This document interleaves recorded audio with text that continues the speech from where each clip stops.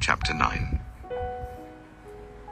And he said to them, "Truly I tell you, some who are standing here will not taste death before they see that the kingdom of God has come with power." After 6 days, Jesus took Peter, James, and John with him and led them up a high mountain, where they were all alone. There he was transfigured before them. His clothes became dazzling white, whiter than anyone in the world could bleach them. And there appeared before them Elijah and Moses, who were talking with Jesus. Peter said to Jesus, "Rabbi, it is good for us to be here. Let us put up 3 shelters, one for you, one for Moses, and one for Elijah." He didn't know what to say. They were so frightened. Then a cloud appeared and covered them, and a voice came from the cloud. "This is my son, whom I love. Listen to him." Suddenly, when they looked around, they no longer saw anyone with them except Jesus. As they were coming down the mountain, Jesus gave them orders not to tell anyone what they had seen until the Son of Man had risen from the dead. They kept the matter to themselves, discussing what rising from the dead meant. And they asked him, "Why do the teachers of the law say that Elijah must come first?" Jesus replied, "To be sure, Elijah does come first and restores all things.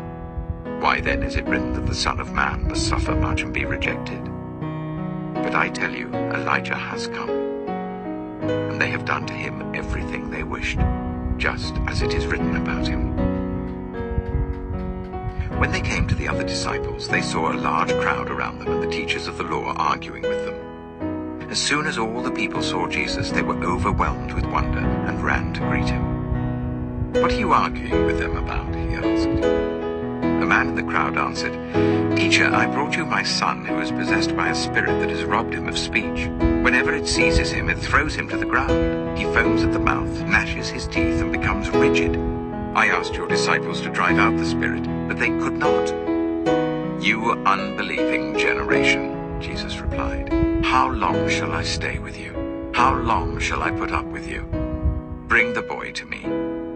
So they brought him. When the spirit saw Jesus, it immediately threw the boy into a convulsion. He fell to the ground and rolled around, foaming at the mouth.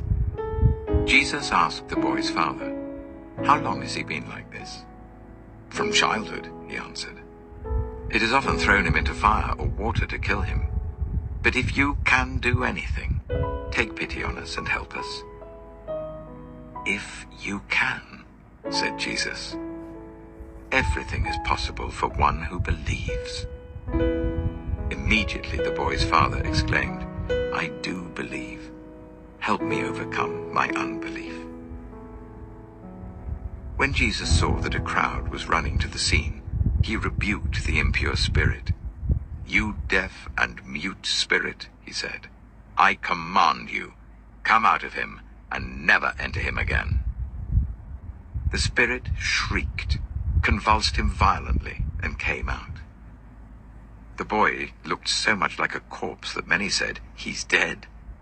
But Jesus took him by the hand and lifted him to his feet, and he stood up. After Jesus had gone indoors, his disciples asked him privately, "Why couldn't we drive it out?" He replied, "This kind can come out only by prayer."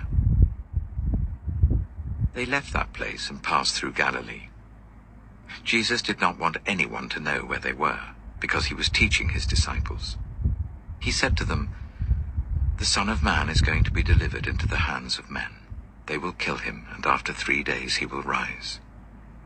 But they didn't understand what he meant, and were afraid to ask him about it.